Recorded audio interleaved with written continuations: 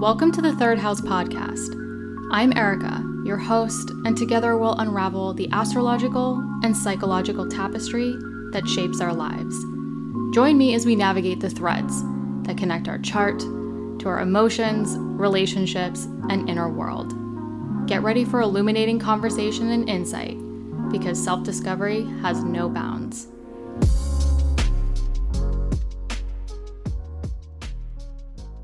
Hello, everyone. Welcome to your 2025 year ahead astrological podcast. I will be doing month by month. There will be chapters, so you can easily jump back to each month. However, please listen through to the end because I will be concluding with some general notes and also some perspective on 2026. So in my opinion, I think 2025 into 2026 is really shifting us into sort of a new chapter, a new wave, sort of like 2020 did, but obviously in a very different way. So definitely listen through to the end so that you can sort of wrap up and gain that perspective of what 2025 might be really gearing you up for into 2026. So again, this is not conclusive. I do not include every transit. If you want something more detailed that you can have with you on your device or your phone, I do have a very lengthy, I believe it's about 39 pages, about 60 transits completely broken down with advice based on each rising sign, available on my website. The link is in the description below for that. So if you want to grab that guide first, download it to your device, and then listen through this podcast episode to add additional notes about, anything that comes up for you, please do so. If not, I would definitely take notes regardless, because I do go through a lot of key dates, things to look out for, preparatory shadow type periods, that will definitely help prep you before the actual transit happens.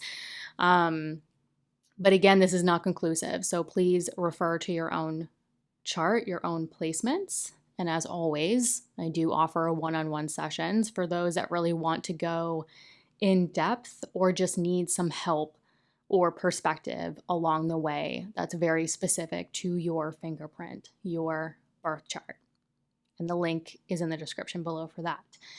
And lastly, my last announcement, I will be increasing my prices, not drastically, but as we go into the new year, as I'm increasing my workload, I am going to increase my prices. So just be aware of that. Please subscribe and come back each month, especially if you're new here. Every month, I provide a lot of supplemental content, monthly horoscopes that break down the transits in more detail along the way. So again, definitely grab your 2025 yearly guide, which goes into a lot more detail as we go through this, or just grab your notes, get ready, buckle up. And again, don't forget to listen through to the end to really take all of this information and apply it to sort of what you might be gearing up for into 2026. Welcome, Aries risings. I'm going to start January of 2025 on January 6th when Mars retrogrades back into your Cancer 4th house of home, family, property, and real estate. Now, in terms of the Mars retrograde cycle, this is really when on January 6th, when Mars backs up into your Cancer 4th house of home, family, property, and real estate, it's really bringing you back to potentially revising anything that was coming up roughly around the end of October, beginning of November 2024. So if you can briefly think back to the end of October, beginning of November 2024, and it could be a little bit of mid-November or mid-October for some of you. So it doesn't have to be super, super specific, but roughly what was going on around that time that now Mars might be swinging back around to you with a different perspective on how you take action, particularly in the area of home, family, property, and real estate themes. Now, Mars is also your ruling planet. So Aries risings might feel this more strongly compared to other signs, also depending on your personal placements. So this is really integrating themes of you, your identity, how you show up in the world, and also it rules your Scorpio 8th house of transformation, investments, assets, debt, loans, and other people's resources, including a partner's resources, if that is applicable. So this is really tying in potential money, investment, themes, a partner's resources, and sort of also, maybe how where you live is affecting you on a very individual level. So there's definitely themes of maybe revising or revisiting sort of how you take action around maybe relationships with home and family, maybe a property situation, where you want to live. And some of you might be thinking about maybe an investment or renovations as you go through. But all in all, depending on your specific situation, definitely pay attention to home, family, property, real estate themes that you might be revisiting as you sort of get through the holidays or the end of the year and you start really getting into 2025. Now, January 13th, 2025, there will be a full moon in your Cancer 4th house of home, family, property, and real estate.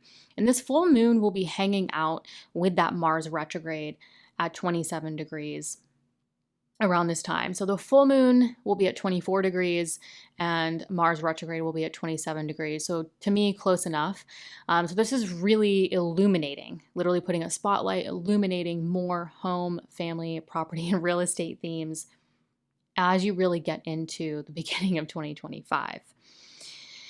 And then really January 27th through February 28th, so really starting at the end of January, Venus is going to enter shadow. Now, Venus rules your 7th house of partnership, marriage, including business partnership. And it also rules your 2nd house of earned income and self-worth. So definitely pay attention to the areas of money, partnership, whether it's personal or professional, and any contextual clues or situations that might come up starting the end of January, that Venus will go retrograde and sort of loop it back around, and you might revisit it or have different perspective on it as you get through February, March. But we'll get to that. And then January 29th, really ending the month with a new moon in Aquarius at 9 degrees. This is sort of ending the month with a new moon regarding any long-term goals.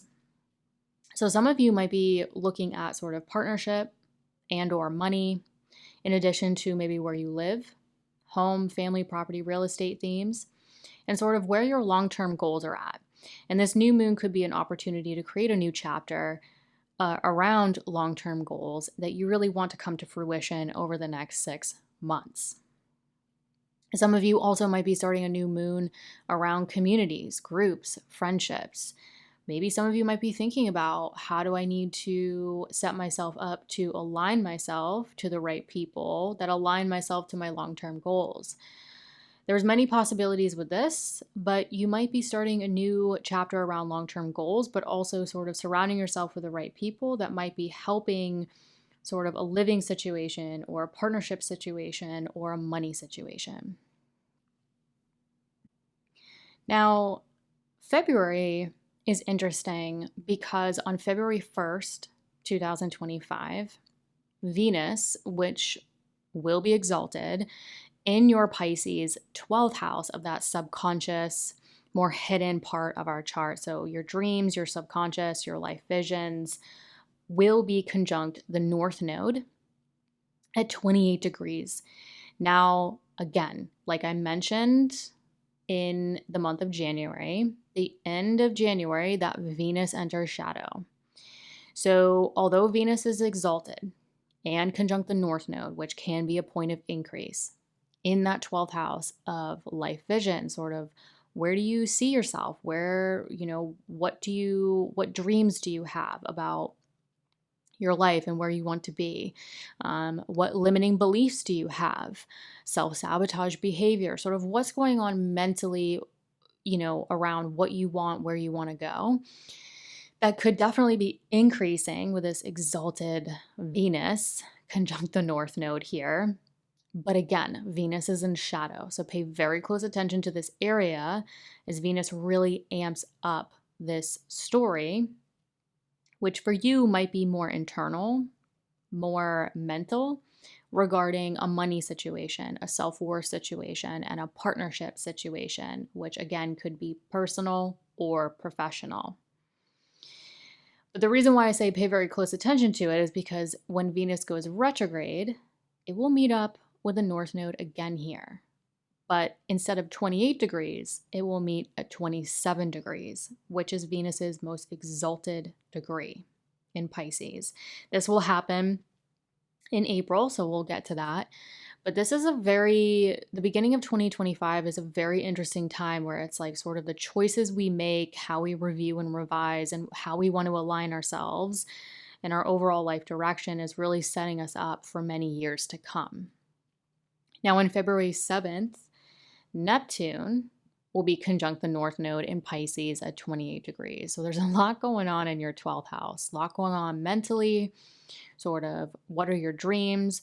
What do you want to take that's a dream and turn it into reality type of stuff? And what sort of, for some of you, maybe what changes need to happen once and for all in order to make it a tangible experience? So think back to 2016 when the South Node was conjunct Neptune in this area of your chart. So back in 2016, the South Node was conjunct Neptune in your Pisces 12th house. So that subconscious, the dreams, the life vision. The South Node is more of a letting go, a releasing, a draining out type of energy. This time, it's at a point of increase. So it's done sort of, the nodes have gone around and done a cycle. And it's sort of like what was happening in 2016 that now you might be in a place of really sort of pushing and coming to fruition in terms of, making those dreams a reality, if that makes sense. Now on February 12th, there will be this full moon in Leo at 24 degrees.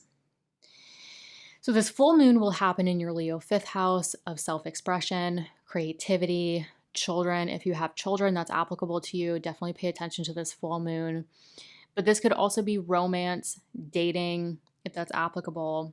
So really the 5th house is where we have joy, whether that's through our children, through romance, through creativity, self-expression.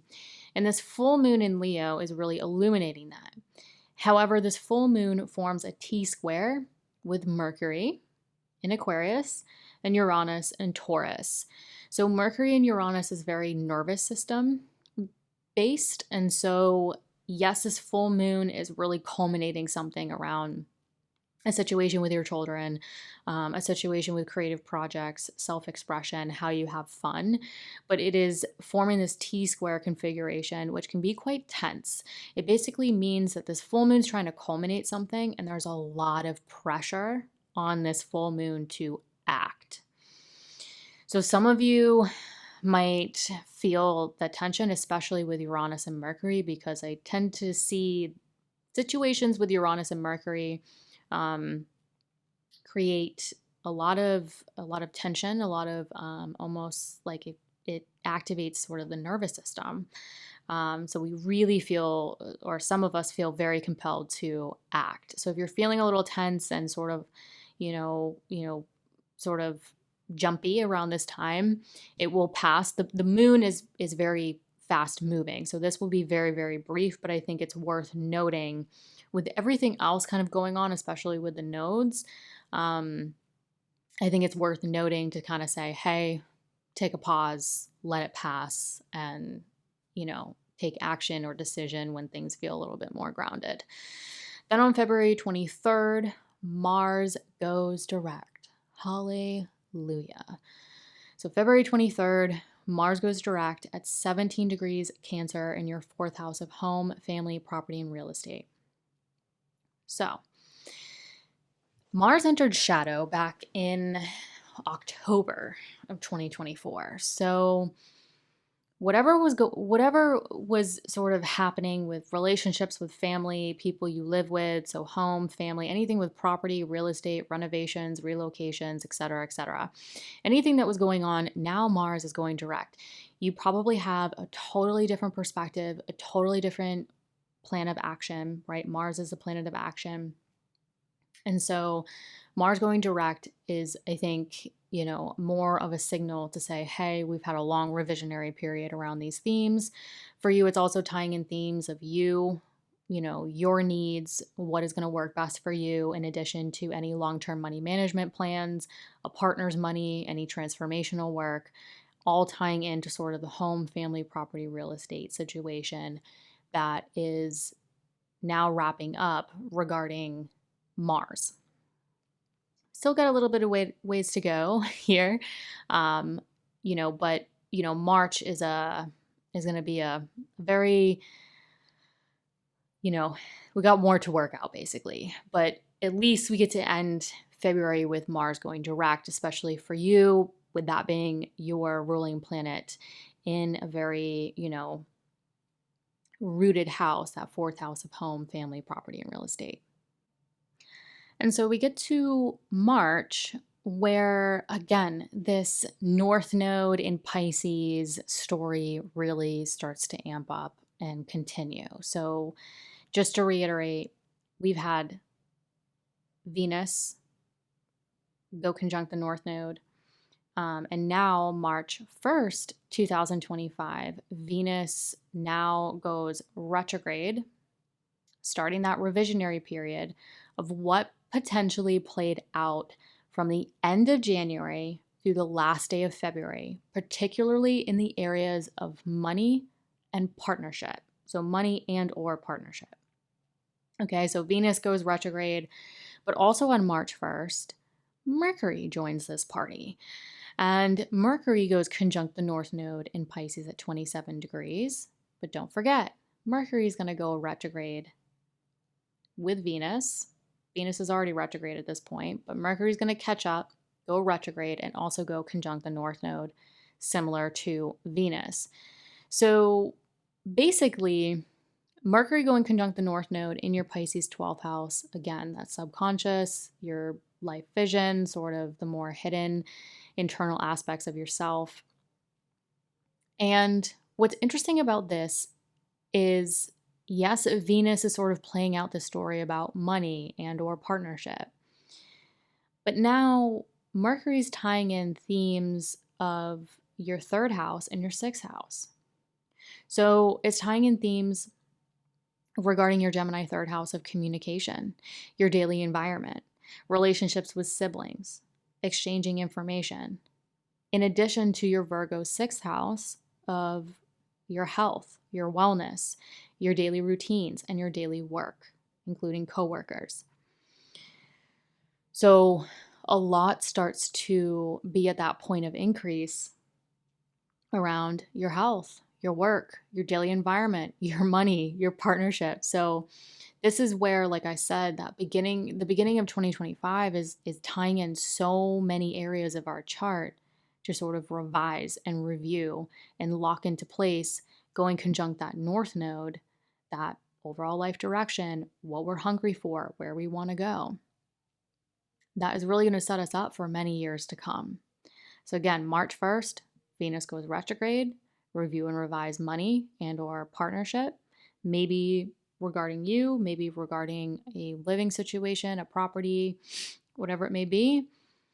And now Mercury conjunct the North Node here, tying in communication, siblings, daily environment, health, daily work, and routine. Then on March 14th, there will be the full moon total lunar eclipse in Virgo at 23 degrees. So this is a full moon on steroids, really illuminating the area of your health, your daily routines, your lifestyle, your daily work, and coworkers. So again, Mercury is ruling over this full moon eclipse that was conjunct the North Node a couple weeks prior. So this Mercury is in shadow, technically, is about to go retrograde as this full moon, total lunar eclipse in Virgo, is really illuminating. It's a very strong illumination and culmination around a health situation, around a work situation, a coworker situation, sort of your daily routines. And Mercury is about to go retrograde. So this tells me something happens around a work, a coworker. Sixth house is also pets, sort of your daily routine, your daily work, anything along those lines. And the ruler of this eclipse, Mercury, goes retrograde the following day on the 15th, which I'll get to, which is a pretty strong indicator that yes, something will come up and it will sort of initiate a potential revisionary period around sort of your daily environment, your health, your routines, your coworkers, your pets. So this could be a really great time to, nip the health situation in the bud, or really sort of do spring cleaning, get organized, sort of really tackle those things that you really want to clear out, culminate, close that chapter. But there will be a revisionary period around potentially what really works in those areas. Now, this March 14th, full moon lunar eclipse will also be opposite Saturn in your Pisces 12th house. So Saturn rules your 10th house of career, and it also rules your Aquarius 11th house of friends, groups, communities, and long-term goals. So that tells me there could be additional work themes really illuminated with this eclipse, because the opposition is involving the ruler of the area of work and goals. So I would pay attention to sort of what is really, how can you balance the mind and the body? What's going on with work where you can really take care of your own health, your own needs? How can you feel most supported as Mercury on March 15th, the next day, literally the next day after this eclipse, ruling this eclipse, goes retrograde and really starts this revisionary process of things that came up from March 1st through March 14th. Then on March 29th, we get the other eclipse. So we will have the new moon partial solar eclipse in Aries at 9 degrees. So this new moon partial solar eclipse in Aries is in your Aries first house of self, body, identity, appearance, how you show up in the world. So there's a lot of body, health, work themes that are really coming up with this strong opportunity to sort of revise maybe what is really supporting you, supporting your body, supporting how you need to show up in the world. And the ruler of this eclipse, Mars, will be in fall by essential dignity. So just be aware, with the Mercury retrograde and Mars not being in the happiest place that it is, it's Mars doesn't have all the tools it necessarily, or resources that it necessarily is comfortable with. So it might take a bit to get that new moon, new beginning, get up and go. So if you're feeling like maybe mentally you're there, but physically not so much, just give it some time to kind of, wash out and move forward. Then on March 30th, Neptune enters your Aries first house of self, body, identity, and really how you show up in the world. So the last time Neptune was in Aries was about 1861. So it's been a while. This was actually, I believe, the outbreak of the Civil War, sort of Abe Lincoln time frame. So we could see the start of some very big changes globally with a more spiritual, illusionary planet and a very energetic and driven sign. So, Neptune's been in Pisces for a while. Neptune entering that Aries, it's leaving water and it's entering fire. And so, how can we take the spiritual, more illusional, artistic, illusional, I don't think that's a word, but, and sort of that fire sort of burns it up. So, like we saw with the Civil War and Abe Lincoln and um, slavery, all that stuff, we could definitely see the start of some big changes with Neptune starting to move into that Aries. But for you on an individual level, I think Neptune is moving from that 12th house to the first house. So you've had many, many years of the mental dissolving aspect of Neptune. And now it's sort of how can you make the mental sort of intangible a reality. The first house is a very physical house. It's your body. It's how you show up in the world. It's how other people view you.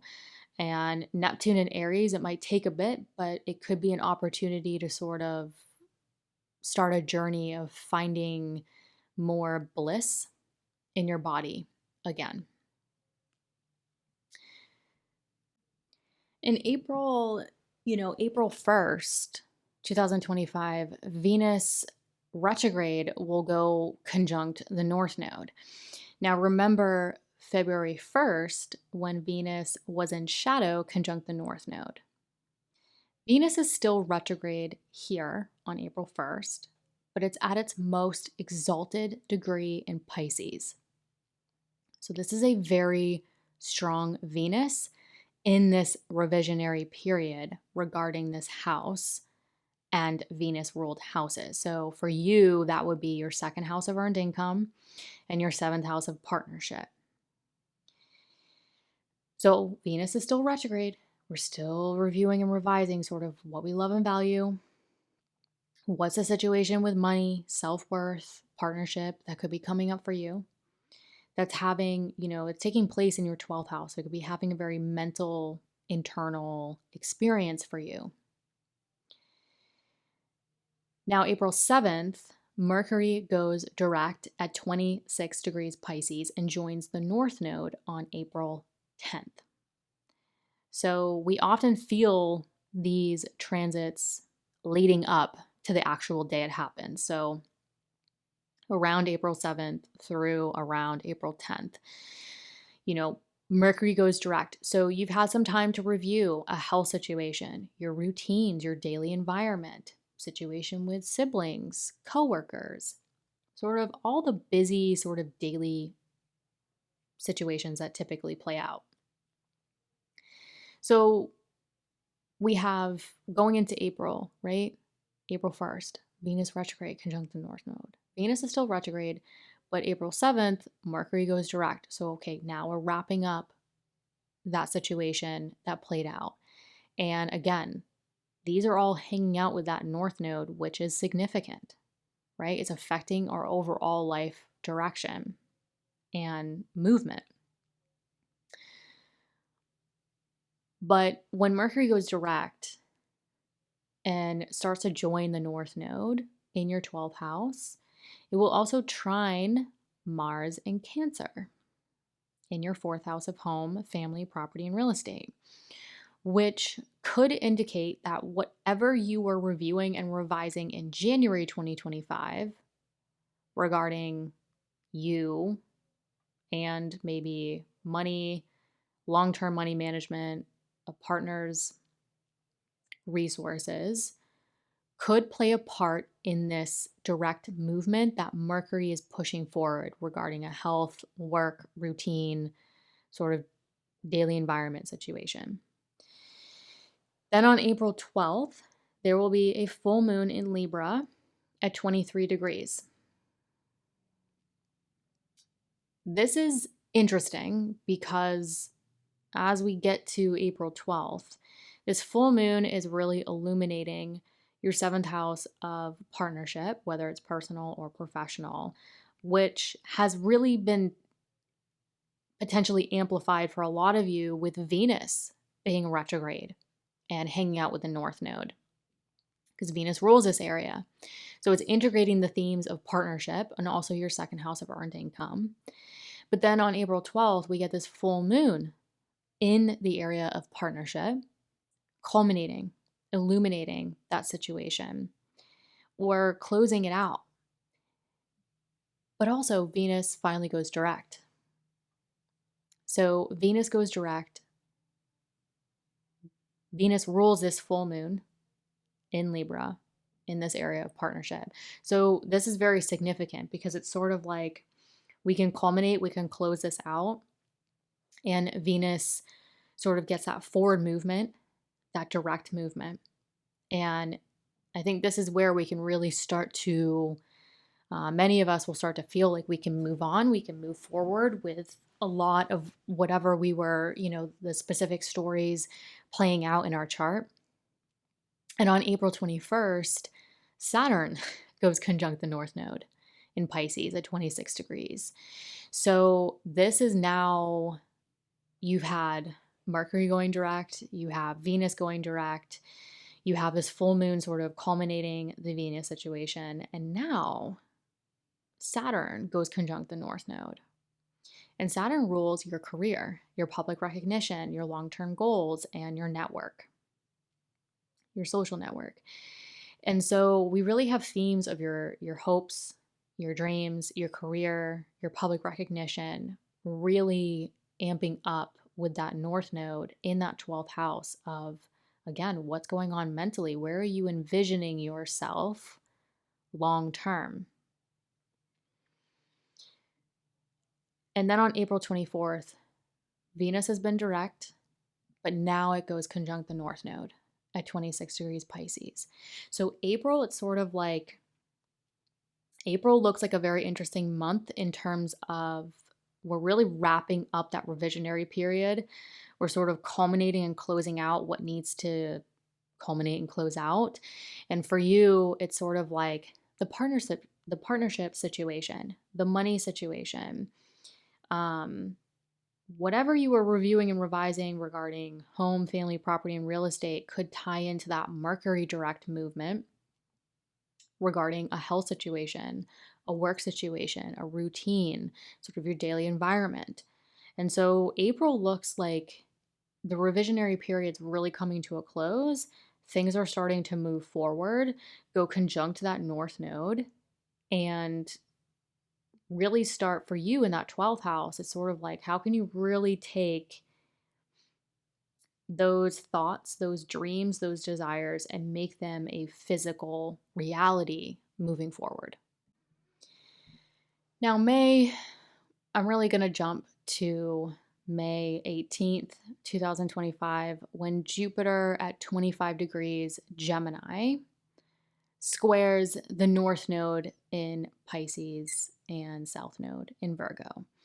So Jupiter at 25 degrees Gemini, this is going to be your third house of communication, your daily environment, short distance travel, your car, your phone, your laptop, like all those little things in your daily environment, exchanging information.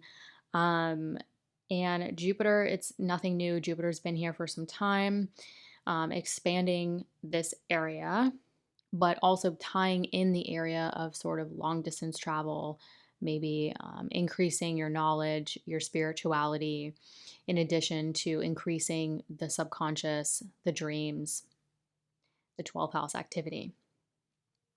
Now,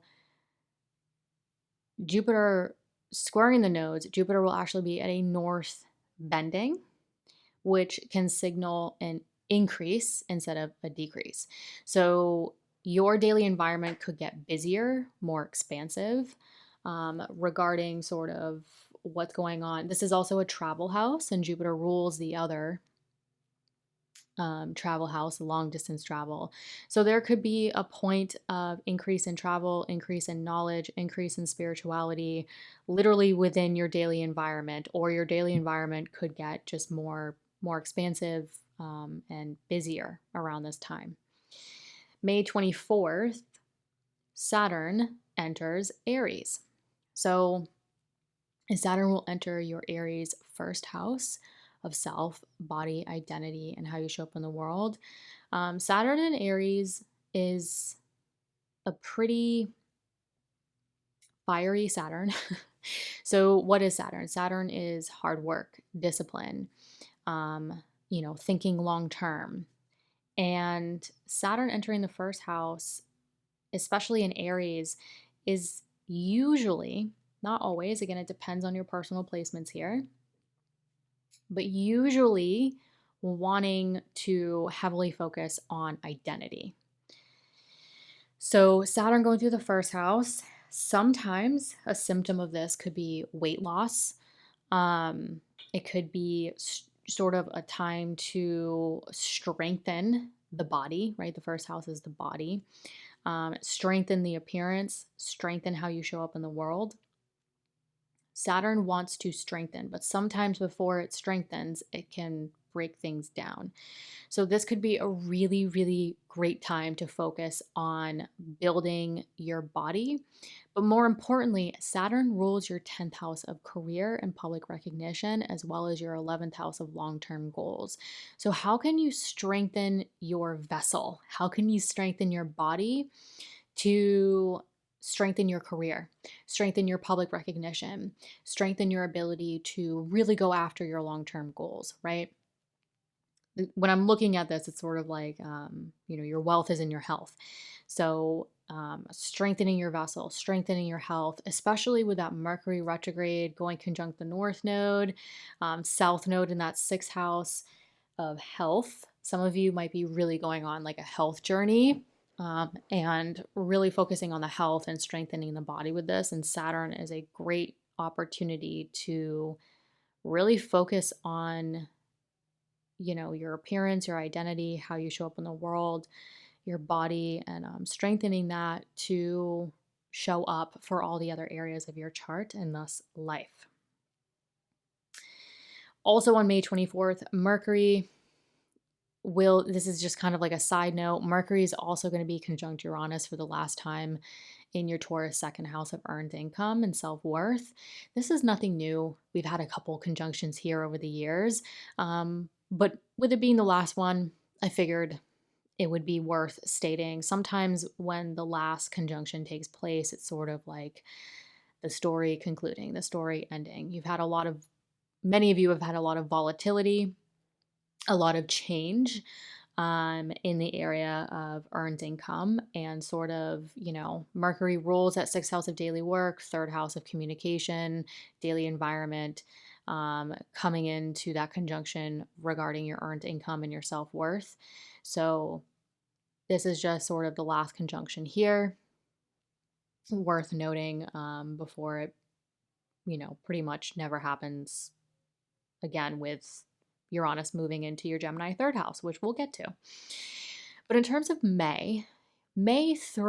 roughly May through August, Neptune and Aries will be joined together in your Aries first house of self, body, appearance, identity. So this is very significant because we could really see you have the planet of structure and building with the planet of dissolving and illusion.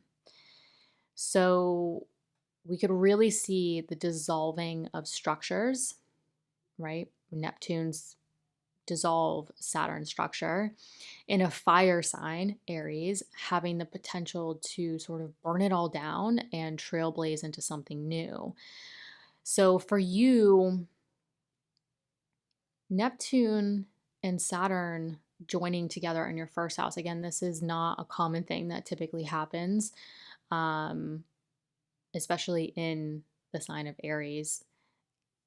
This is really could be a potential for you to, I think a lot of Aries risings are going to go through dissolving structures, outdated structures, things that really just don't work for you, that don't work for your appearance, don't work for your body, don't work for your identity.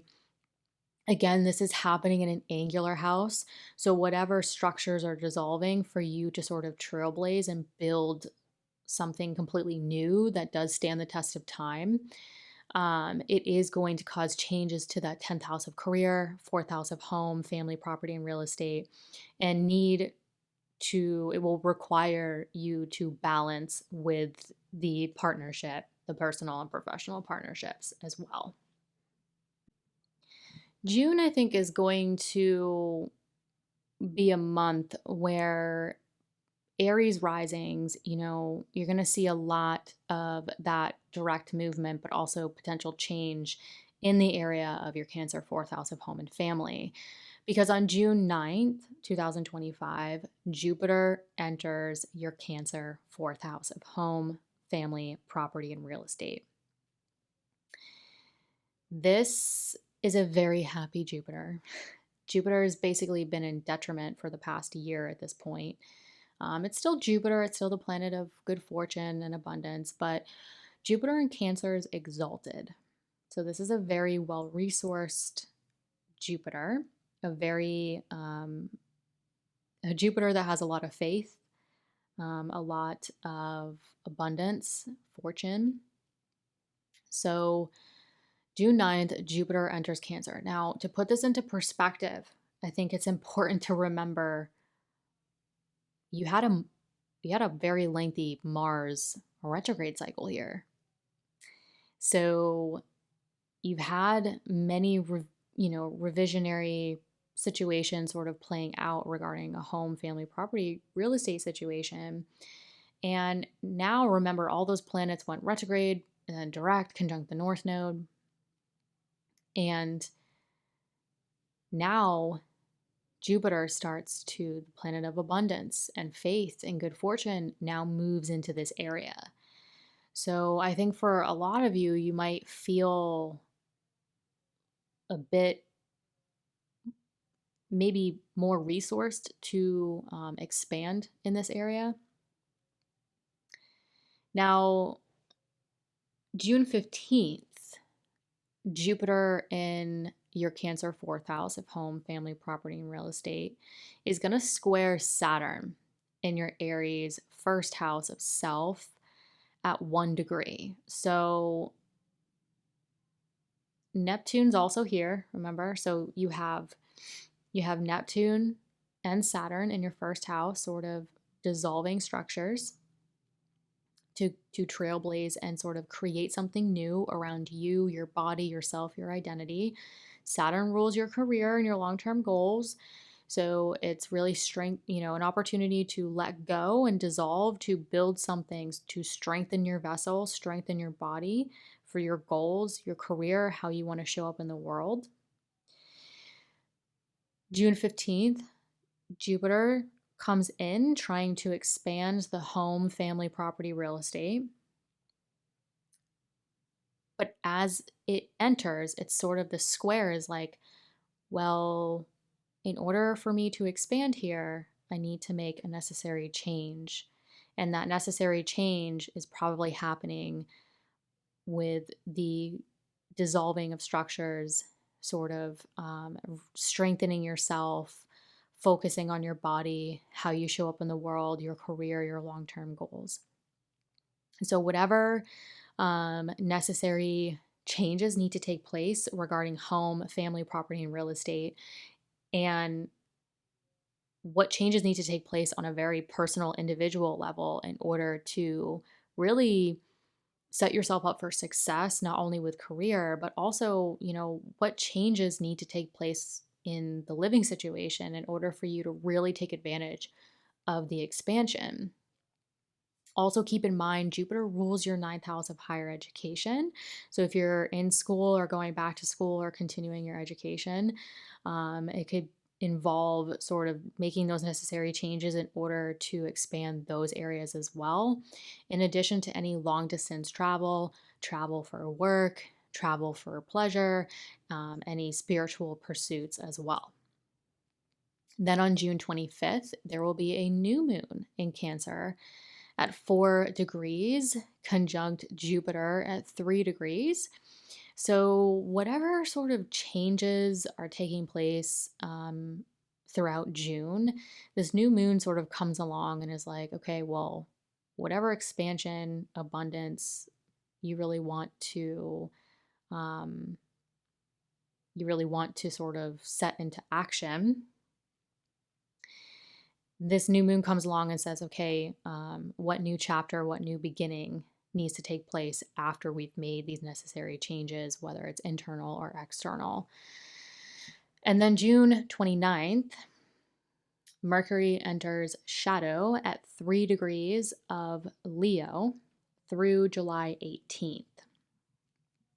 So Mercury will be in that Leo fifth house of creativity, self-expression. This is where, you have fun, you experience joy, but it's also the house of children, if that's applicable to you, romantic situations as well. But Mercury rules your daily environment, your communication, your siblings, rules your health, your daily work, and your routines. So you're kind of ending June, going into July with potential contextual clues around sort of your daily environment that is maybe, with all this fourth house activity of home, family, property, and real estate, gearing you up to make maybe the necessary changes, the desirable changes. Mercury entering shadow could be an additional period of sort of reviewing and revising sort of a health situation or your daily routine or your daily environment, sort of what is really going to set you up for success, not only in the living situation, but maybe how can your living situation or who you live with or your family also support your health needs and your work needs as well. And July is pretty important because, again, in 2025, we have so many outer planets moving into new signs, new territory. And so July 7th, Uranus enters your Gemini third house of communication, daily environment. This is like your technology, siblings, exchanging information, any short distance travel. So Uranus finally starts making that transition out of your second house of earned income, which has probably caused some volatility for many years for some of you. It really starts moving into the third house of communication and, immediate environment. So this might feel a bit better in an air sign compared to an earth sign. It's less like earthquake energy, and Uranus going into Gemini, which is a very communicative information type of sign. We might see more shifts in how we communicate. For you, it would be technology and communication within your daily environment, with your siblings, how you exchange information, short distance travel, any of those things. So just pay attention to that. There will be, Uranus will retrograde back into your Taurus house, which, don't worry, I'll give you the dates for that as we get to it. But this is where you're really going to start to feel maybe the shift out of that area. Then on July 18th, Mercury finally goes retrograde at 15 degrees Leo in that fifth house. So, really starting that revisionary period involving whatever came up around June 29th through July 17th, give or take a day or two. For some of you, around the health situation, the daily work, the coworkers, the routine, daily environment stuff, type of stuff. Then on July 20th, to July 21st, Mars will be conjunct the South Node in Virgo on the 20th.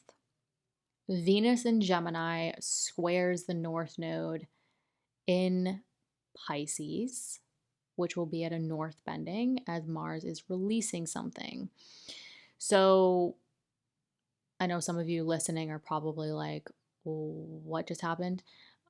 I will break this down. So Mars, so July 20th through July 21st, again, give or take a day or two, Mars is going to release something. Mars is it rules your body, it rules yourself. It also rules sort of your debt, your loans, your other people's resources, long-term money management, transformational work. And so Mars comes along and releases something regarding something to do with your body, your health, a resource. And at the same time, Venus, which rules your partnerships and your money, is going to be at a point of increase. So, Venus, money, and partnership for Aries risings is at a north bending of the node. So, it's creating action and change to potentially increase partnership or themes of partnership or increase themes of self-worth and money as you are simultaneously releasing something that no longer serves you regarding your health, your debt, your body. So there's a lot going on as we get into the end of July regarding making any necessary changes to sort of release something that's no longer serving you, really not helping your health, your work, your routines, your body, your long-term money goals, any transformational work that you're really doing, especially with Saturn and Neptune dissolving structures that really no longer support your body, your identity, and how you show up in the world. In order to increase your self-worth, increase your value, increase your capacity for more relationship in your life and more money. And August, specifically on August 11th, 2025, Mercury finally goes direct at 4 degrees of Leo in your 5th house. So again, that forward movement, maybe a new perspective, a new plan of action regarding your health, your daily work, your routines, anything to do with communication, exchanging information. But particularly, it's happening in the area of your creativity and your self expression. So, some of you might be taking a different way of expressing it, especially if you're an artist or you do anything creative. You could definitely see forward movement with projects regarding that. Any situations with children, any romantic situations, also are on the table in terms of direct forward movement. But particularly because Mercury rules your health, your work, your routines, your communication, I think you'll see more forward movement regarding those situations and it potentially having a positive effect on your children, a positive effect on your ability for romance, creativity, self-expression. And then on August 12th, the next day, Venus will be conjunct Jupiter. So Venus will join Jupiter at 14 degrees Cancer, where again, Jupiter is exalted and paired up with the other benefic. So, Jupiter is exalted and very well resourced, trying to expand and create more abundance in that 4th house of home, family, property, and real estate. And then Venus comes along, what we love, what we value, beauty, and joins Jupiter here. Now, Venus rules that 2nd house of earned income, that 7th house of partnership. So this is really integrating themes of money, love, partnership within the home, family, property, and real estate. So I would definitely I mean, it depends on your personal placements, but I would definitely take advantage and look forward to this Venus Jupiter conjunction in your Cancer fourth house of home and family. I think for some of you, it'll be a very welcomed energy, especially because it's tying in themes of partnership and money as well. Now, Saturday, August 16th, it's worth noting Jupiter will reach its most exalted degree within Cancer at 15 degrees. So, this could be a particularly good day for some of you.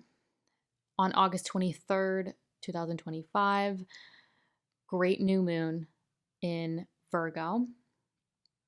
Will it be roses and butterflies? I don't think so.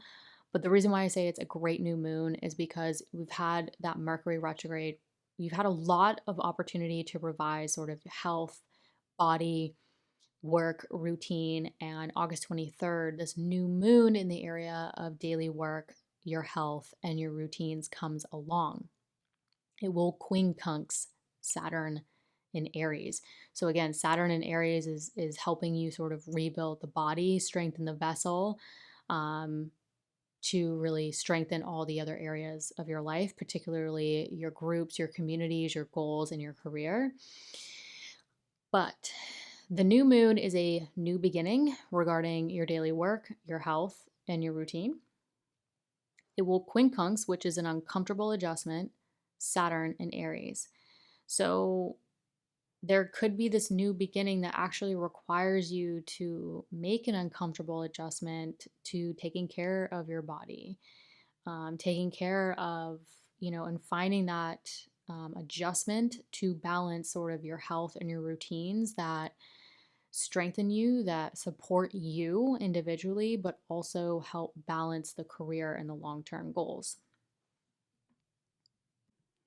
September 1st, 2025, Saturn will actually retrograde back into your Pisces 12th house of the dreams, the subconscious, the limiting beliefs, the more internal, hidden aspect of our chart. And this is nothing new. It's just an opportunity to sort of wrap up where your mind is regarding your long-term goals and your career and public recognition before Saturn starts really making its way through that first house, sort of again, strengthening the vessel, strengthening the body in order to strengthen your ability to show up for goals, social network, and career. September 7th, we will have the full moon total lunar eclipse in Pisces at 15 degrees 22 minutes. Now, this one I think might be overlooked by many, but this one's interesting to me because Saturn backs up September 1st, again, into that Pisces 12th house.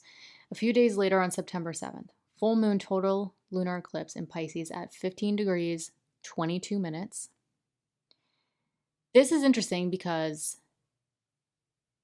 Saturn in Pisces at the last full moon lunar eclipse in Pisces was at 15 degrees 16 minutes. So we're talking only a few minutes. So we're talking 6 minutes away. So when I start to see really tight sort of connections or overlap, to me personally, this is just my opinion, it sort of indicates this is playing a part in the story. So again, September 7th, 2025, full moon lunar eclipse in Pisces.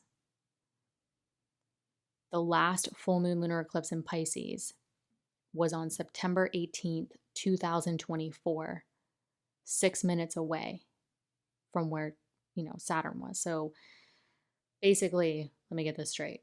September 18th, 2024, full moon lunar eclipse in Pisces, where Saturn was in Pisces at 15 degrees, 16 minutes.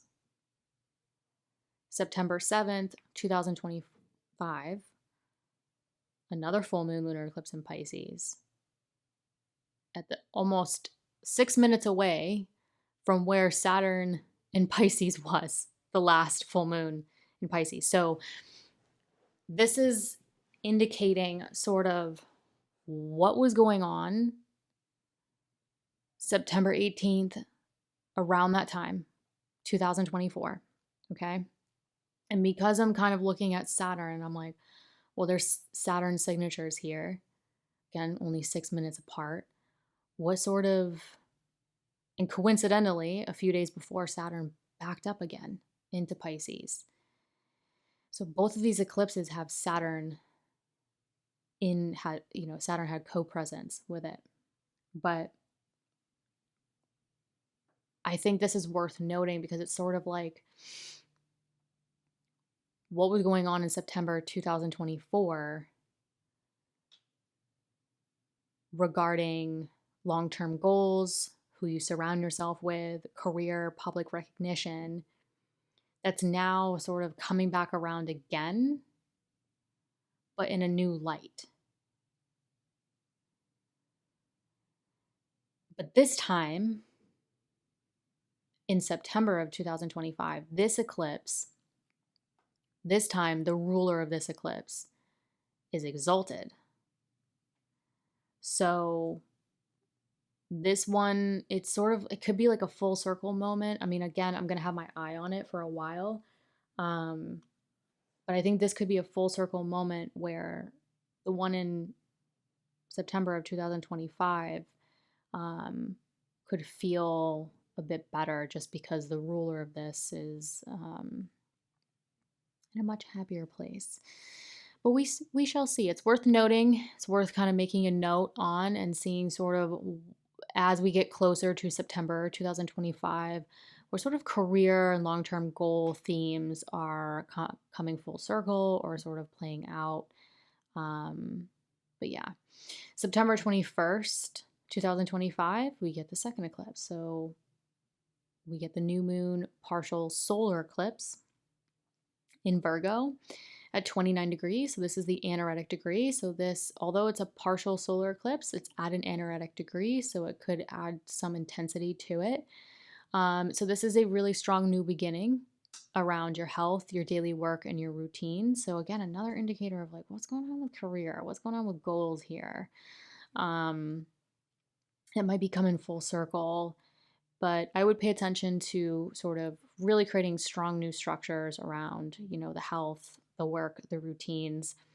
And what's interesting about, we have some very interesting eclipses in September 2025 because the eclipse on the 21st, the new moon, the ruler of this eclipse, Mercury, will actually be in mutual reception with Venus.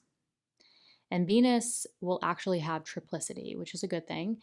So I would say look to Venus areas of the chart for you that's money and partnership that will provide support and initiate this new energy regarding health, work, and daily routines. October, I'm not gonna go over every new moon or full moon. I'm really just trying to stick to sort of the major transits that stick out to me before I get into much more detail on a monthly basis. But October 20th, 2025, Mercury is going to enter a shadow period in Scorpio through November 9th. So October 20th through November 9th, Mercury enters shadow in your Scorpio 8th house of transformation, other people's resources, investment, debts, partners' resources, if that's applicable. Also transformational work. Now, this one's interesting because as Mercury enters shadow here, again, Mercury rules your communication, your daily environment, your health, your daily work, your routines regarding what's going on with money, what's going on with resources, what's going on with transformational work. Maybe some of you are heavily focused on transforming your body, your health, etc. But regardless, as Mercury enters shadow, it also joins Mars in Scorpio. Now, many of you who've been working one-on-one with me for a while, you know this example already, but I love it. You have two types of Mars, right? Mars rules Scorpio. It also rules Aries. But Mars in Scorpio is a very different Mars compared to a Mars in Aries.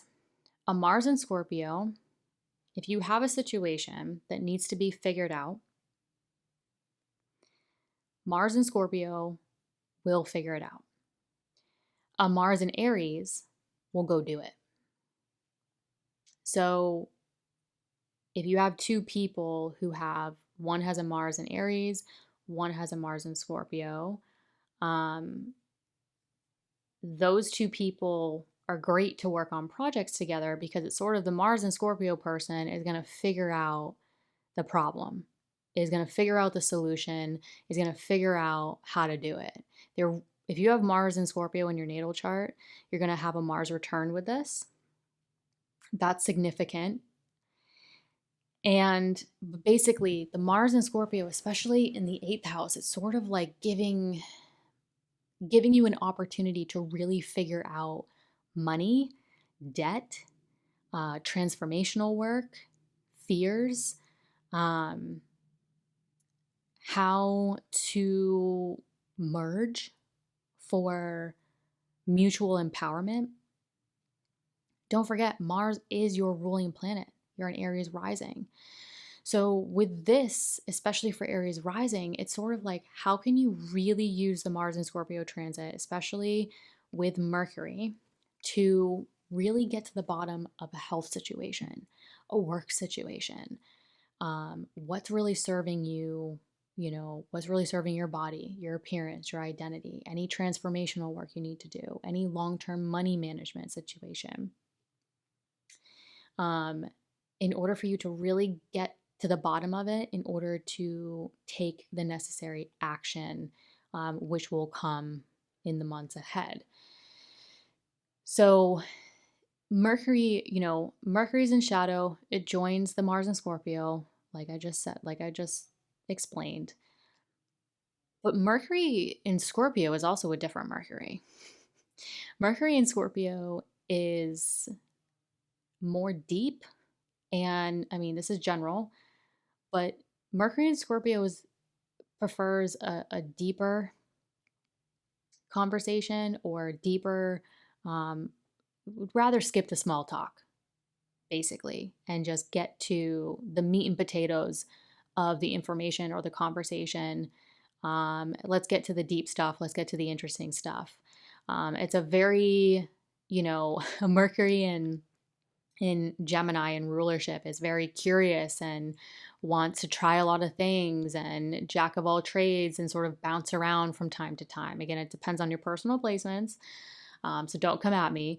But, to explain this is sort of like a Mercury in Gemini. Mercury is curious, wants to bounce around. But a Mercury in Scorpio is like, I'm curious, but I'm curious to keep getting to the deeper and deeper and deeper levels before I jump to the new thing, if that makes sense. So this is a very strong and deep beginning to a shadow period that will likely review and have a very different perspective as we move into November and December. So normally we have a Mercury retrograde, and that definitely allows us to change our plans, change our perspective, sort of review and revise. But this one, I think, again, is going to be a bit overlooked because I think there's a lot of potential to, yes, have the new plan and new perspective, but we're going to have the opportunity to review and revise in a much deeper way than some of us are used to.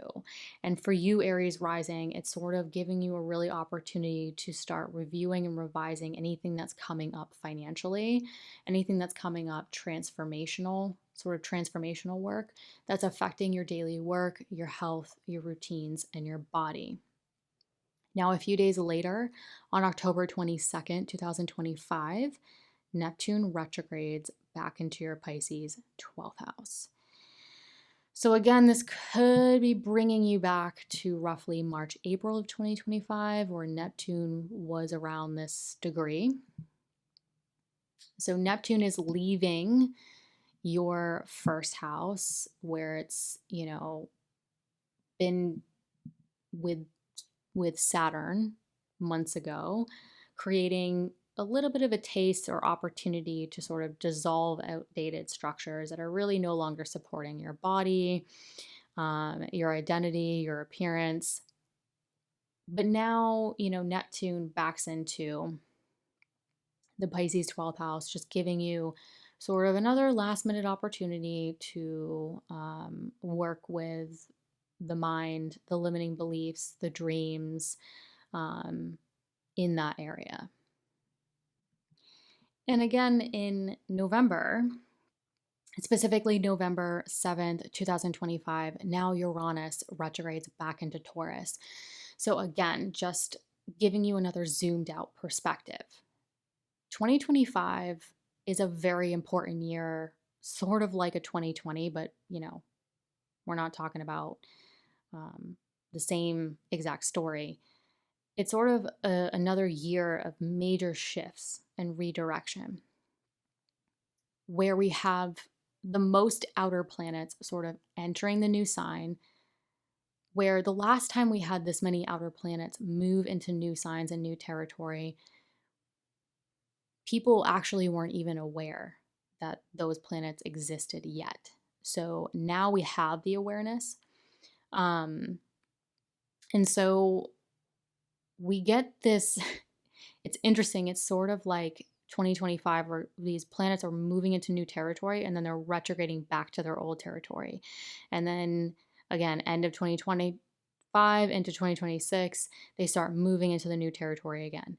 So November 7th, Uranus retrogrades back into your Taurus second house of earned income and self-worth for really that last bit of change that you want to make regarding your income, your material possessions, and your self-worth. Again, Uranus has been there for a while. It's nothing new. Like I mentioned before, it's probably created quite a bit of volatility to your finances in this area. But this is really just a last little blip, so you might get a feel of that. But I would look at it like another last minute opportunity to make any innovation or change to how you make money and, stepping into that value and that self-worth. So November 9th, a couple days later, then Mercury goes retrograde at 6 degrees Sagittarius. So December 2024, Mercury went direct at 6 degrees Sagittarius. So something to keep in mind where you might be revisiting something that was going on December of 2024. Just something to keep in mind as we're sort of revising this, new perspective. So as you're moving into November and December, what new perspective do you have regarding health, daily work, routines, communications, relationship with siblings that is maybe a bit different from that December 2024. So basically, November 9th of 2025, Mercury goes retrograde at 6 degrees, where it went direct at 6 degrees December of 2024. So because it's at the same exact degree, it could signal that. However, this is a pretty typical Mercury thing. So the Mercury cycle typically does this. So it might come up for some, which is why I'm bringing it up. But it's just something typical that happens that it's worth noting. And that's why I put I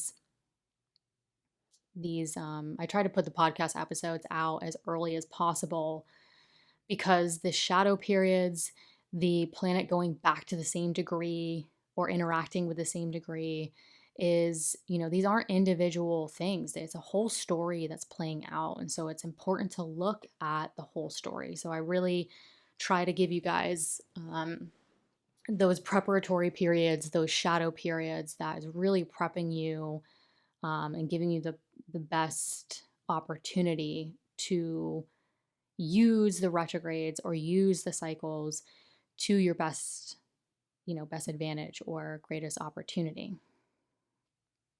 So November 29th, Mercury goes direct at 20 degrees Scorpio. So again, what's this, you got to remember weeks ago when I mentioned Mercury entered shadow and that Scorpio 8th house, and that Mercury in Scorpio likes to talk deep.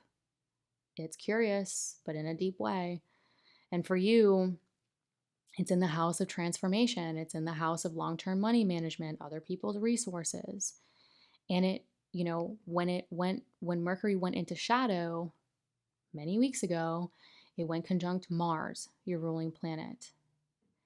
And so Mars in Scorpio is going to get to the bottom of it. It's going to figure it out. So this is where the end of November, Mercury goes direct at 20 degrees Scorpio, which, by the way, this is after a new moon in Scorpio. So there is definitely a lots of potential energy to really get to the bottom of a financial situation, to really get to the bottom of a transformational situation that's going to have a direct effect on your health, your routines, and your body, most likely. And it's, as Mercury goes direct and you gain that forward movement with that new perspective after probably uncovering maybe more information, deeper information than many of you are probably used to,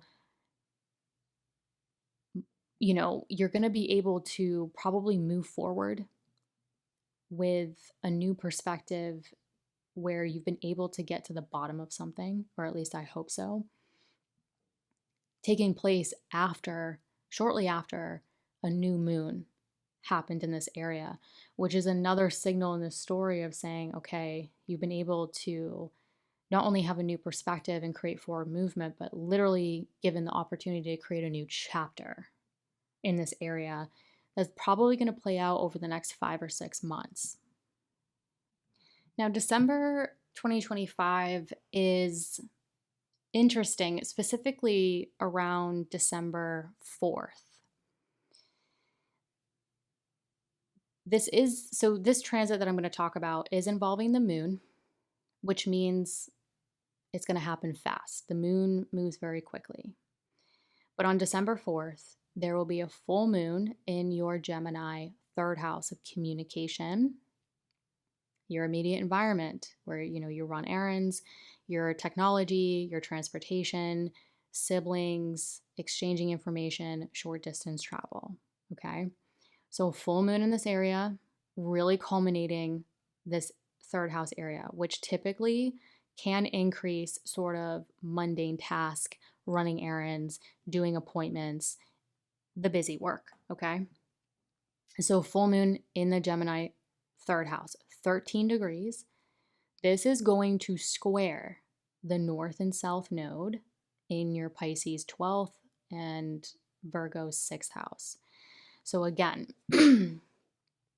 we have a full moon culminating, probably increasing a brief period of busyness in your daily environment, creating change to your overall direction or where you want to go regarding your mind, your visions, what you dream of, regarding your work, your health, and your routines. So for some of you, this might be very literal. And so a literal translation, in my opinion, of this would be something like you're running errands, you're going to appointments that have a direct effect and ability to change your mental health or the mental situation, and also your health, your daily work, and your routines, right? We go to an appointment, we go to a doctor's appointment to work on the health. That ultimately helps us sort of balance our routines and our daily environment. However, this is actually going to create a mutable grand cross briefly. So, again, we're talking about a full moon, which means the moon's in your third, the sun's in your ninth, the north node's in your 12th, and the south node's in the sixth. So, for a brief moment, for I'd say maybe a few hours, maybe half the day with how fast the moon moves and orbs. But depending on where you are in the world, I'm just going to say the whole day of December 4th. Look out for the full moon, yes, to like, and again, this is something that's going to be overlooked. People are going to get probably very hung up on the full moon. It's in my third, I can take care of appointments, tasks, errands, this and that. But that full moon's actually briefly creating a mutable grand cross in our charts. And for you, it's really about exchanging information, communication, maybe for some of you, some travel. But also, I think this is going to create the change and adaptability needed in order to figure out sort of balancing the mind and the body and taking care of sort of the immediate environment, and in a way where it's going to help hopefully adapt and change to support the growth and potential area of your chart. So really, this might create too much change for some of you. But I actually, just be aware of, not making too much change, because the key with a mutable grand cross is that sometimes like it's too adaptable, like it changes too many areas that maybe didn't need to necessarily be changed.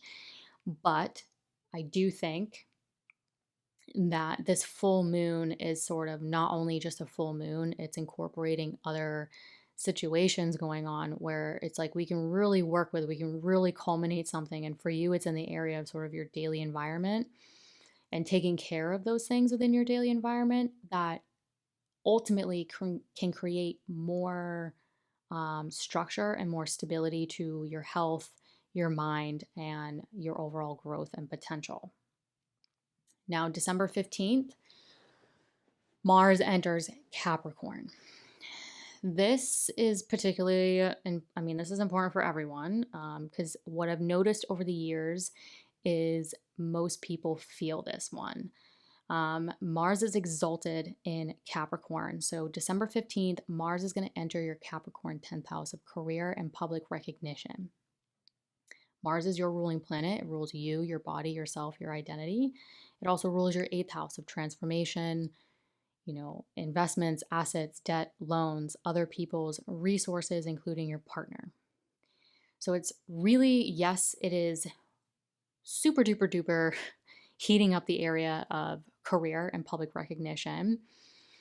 But because Mars rules your body, what I typically see with Mars in Capricorn is pay attention to your joints, inflammation, flexibility, mobility, and not overexerting, overdoing anything that's going to be detrimental to your health, your joints, and your body.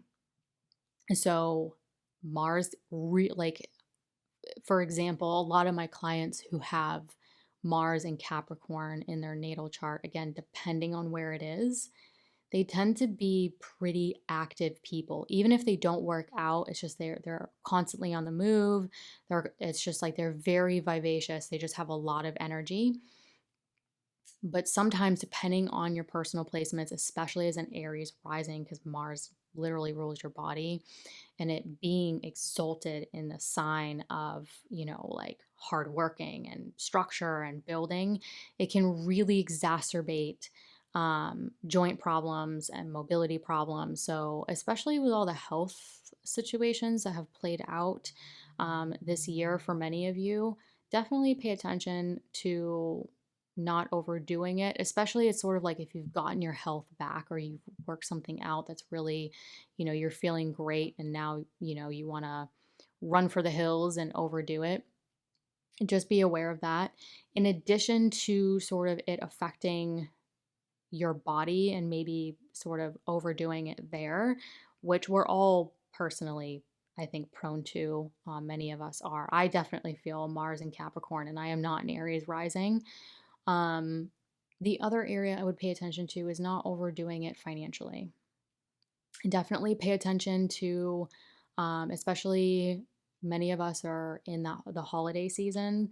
Mars entering Capricorn can definitely heat up the career and the public recognition, which is great, but make sure that you're attending to eighth house themes. So maybe work is increasing, maybe, money is subsequently or consequently increasing as well. But definitely make sure that you're balancing your earned income with your investments or your long-term money management needs around this time. Just keep in mind too, zooming out once again with perspective. Last year in 2024, Mars was retrograding throughout most of December and into the beginning of 2025. So remember, beginning of 2024, Mars retrograded back into your Cancer fourth house of home, family, property, and real estate. And now, the end of 2025, around now, the holiday season is a total, like the December 2025, January of 2026 is a totally different energy. It's a totally different vibe compared to the end of 2024. First off, we have Mars exalted in Capricorn and we have Jupiter exalted in Cancer. So the planet of action and the planet of expansion and abundance are very well resourced. They are very, very happy.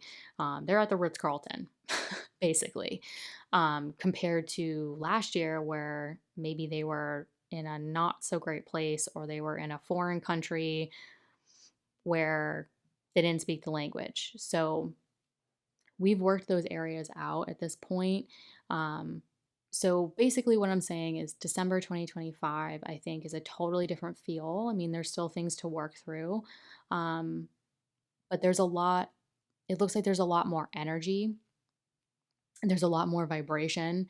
There's a lot more expansion and abundance for many of us, depending on which area of the chart it is. Abundance isn't always money. But for you, it's sort of like home, family, property, and real estate is probably going to feel very different from the end of 2024.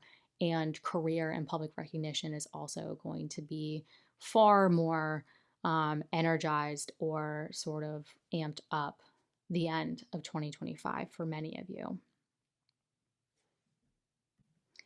And so, just a couple notes, a couple closing statements on 2026 to think about for perspective throughout 2025. The end of 2025, you've had Jupiter in your Cancer fourth house of home, family, property, and real estate, which for many of you will be very welcomed. But, keep in mind, 2026, Jupiter is going to enter your Leo fifth house of creativity and self-expression. The fifth house is where we have fun, pleasure, joy.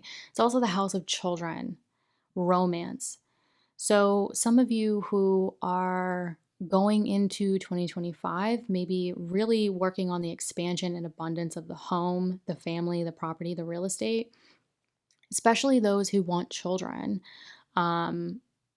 Jupiter in 2026 is going to move into your fifth house of children.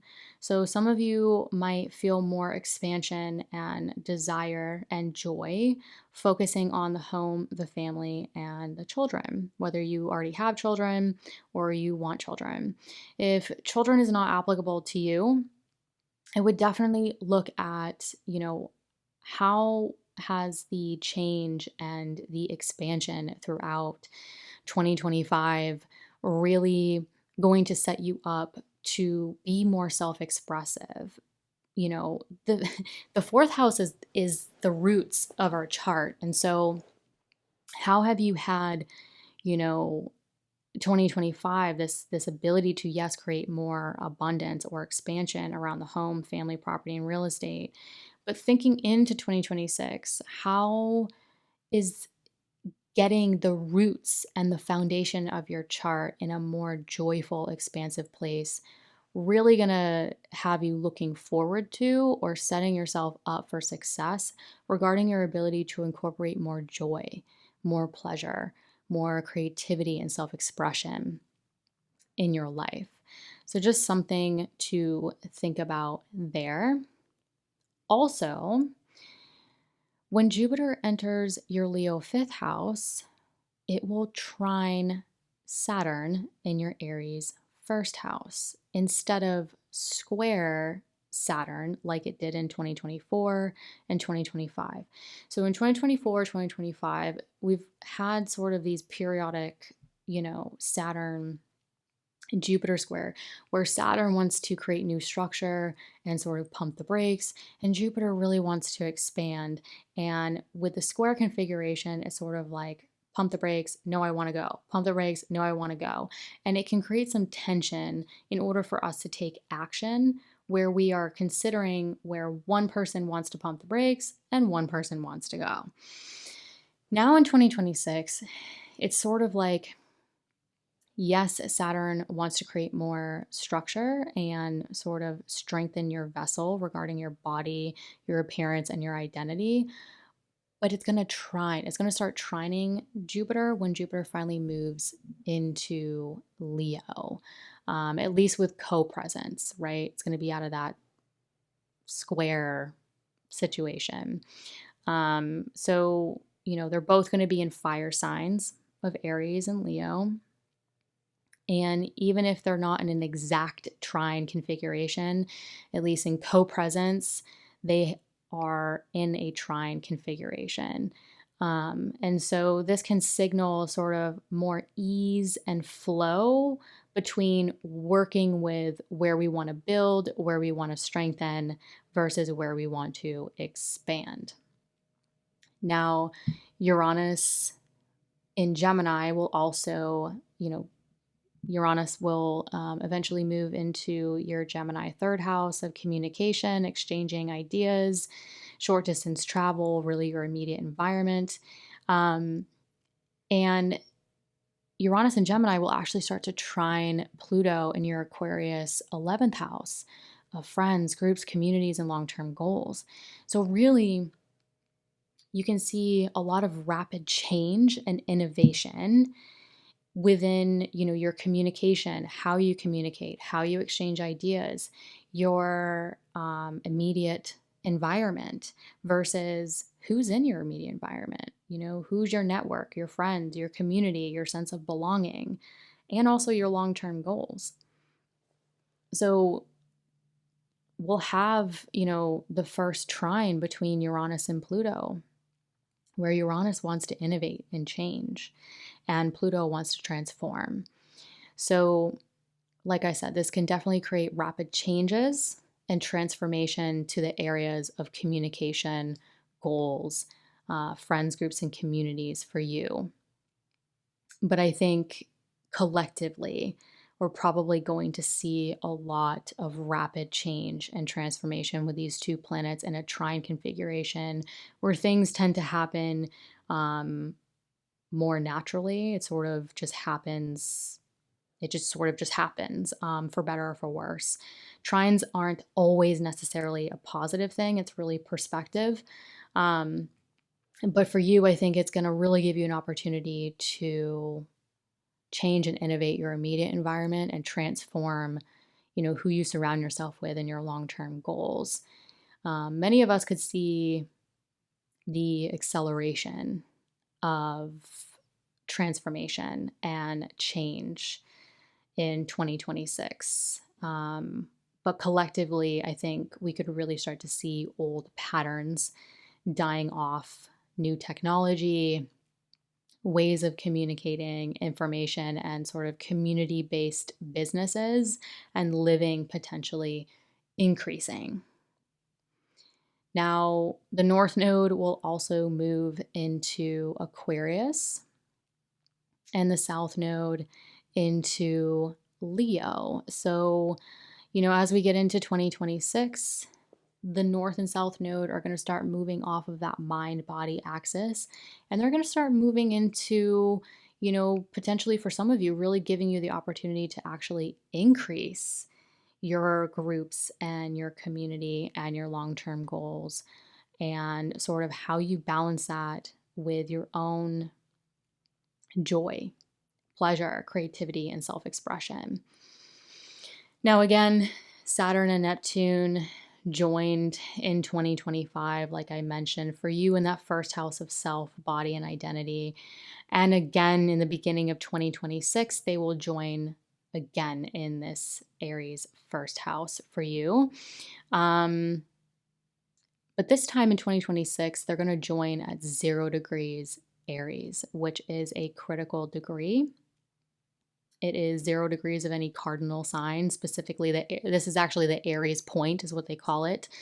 So this can add a level of significance to this conjunction, specifically for you around, as you move into 2026, really dissolving and dissolving the structures or the ways that really don't support you, your body, your appearance, and your identity, and rebuilding something that has more longevity, that has more new patterns that really support you. But because it's angular, it's sort of like what's going to really support you, your body, your appearance, and identity, that's ultimately going to create those positive changes to your career, your home, and create the necessary balance between you and any partnership in your life. So with that being said, it is an incredible time to be alive with all of you.